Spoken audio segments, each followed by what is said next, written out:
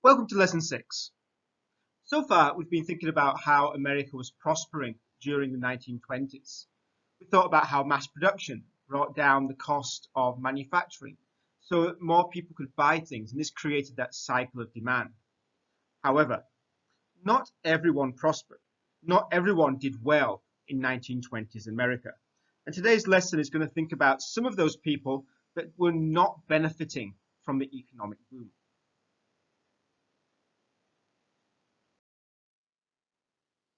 You can follow along in your textbook if you have it with you, or you can watch it on the screen.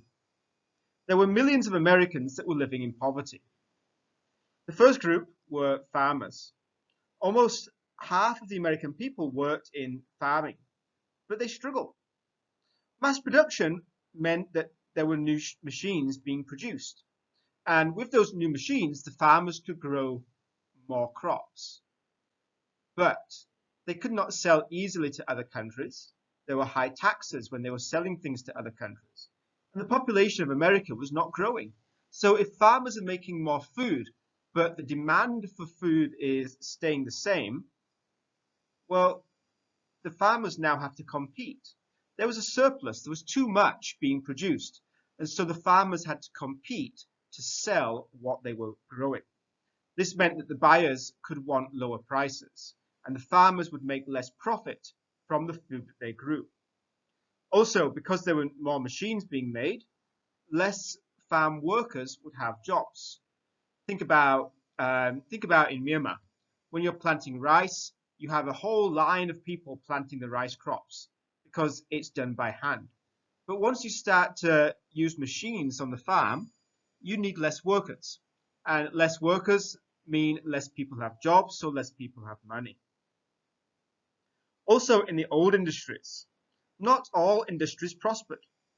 Industries like coal suffered as electricity was increasingly available, and where it was not gas and oil were often used. So people were starting to use cleaner fuels. Burning natural gas is cleaner than burning charcoal. And you probably know that from kitchens. If you have the gas bottle, it burns much more cleanly than if you try to burn wood or charcoal. So people started to switch towards natural gas. And because there was more electricity, people didn't need to burn coal. They didn't need to have a charcoal stove. They could have an electric cooker. So those that were involved in the coal mining industry were starting to lose their jobs. Another example would be the textiles industry. This suffered because there were new machines. So again, think about the example in Myanmar. In the past, many women would learn to make shirts under their houses on a loom. But once factories started to use machines, the machines would need much fewer workers to make the same amount of goods. So many people that had been involved in hand producing things lost their jobs as well. In 1929, the average monthly income of New York bricklayers might be $320, but coal miners were only earning $103 per month. So there started to be a huge inequality. Those that lived in the cities were getting much higher wages. Now, before we go to the next slide, please do copy down these notes. Finally, there were also problems with the immigrants. Remember, the quota system had been against immigration. They had limited how many people could come and live in America. So there was already a lot of discrimination. About 1 million black farm workers lost their jobs as the farmers suffered. They had to move from their homes in the south to the cities in the north. So in the north, they were getting the increase in the blacks coming from the south. They were getting the increase in the immigrants coming from Europe and other countries. So all these new people coming into the area caused a lot of tension. If you like, it's maybe similar to Mae Sot, where Thai people don't always like the Burmese people coming to live in their area. So that's a very similar situation. Before the First World War, many Americans saw their country as a melting pot in which people of different nationalities, races, and religions could all live together in harmony. Now, a melting pot is like making a big curry. You put lots of vegetables in, you boil the water, and it all merges together into one thick liquid. So if you put in the carrots and the molau and the tomato and the potato, and you cook it all for about 5 hours, you can't see the individual carrots or potatoes when you finish. it all becomes the same. And that's the idea of the melting pot in America. That all these different people are coming from Britain, Ireland, Germany, Italy, Scandinavia, China, Japan, Korea, Mexico. All these different nationalities, all these different religions were coming into America, but they became American.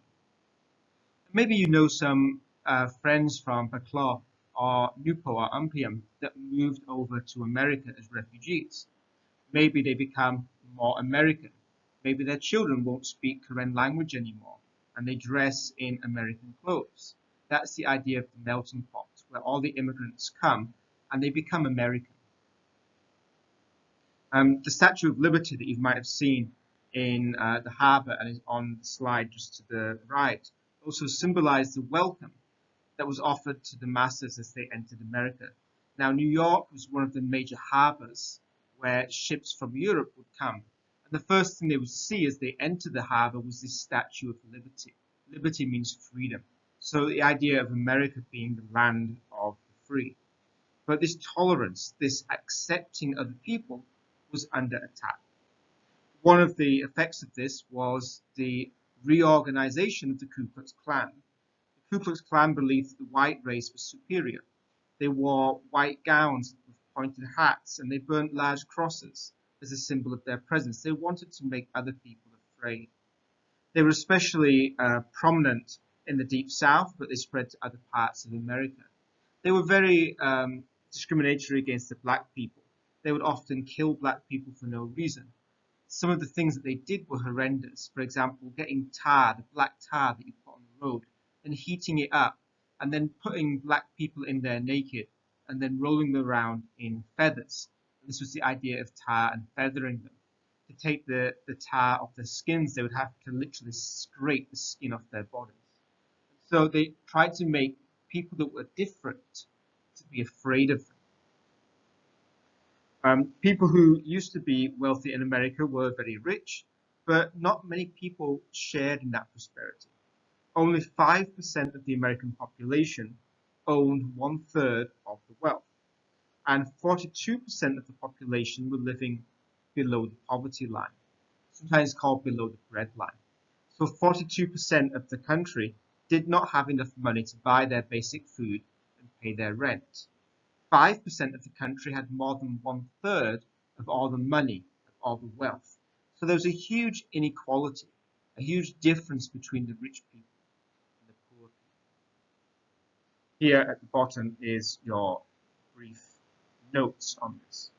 Now, don't worry about learning this. I'm just trying to share with you the history of America.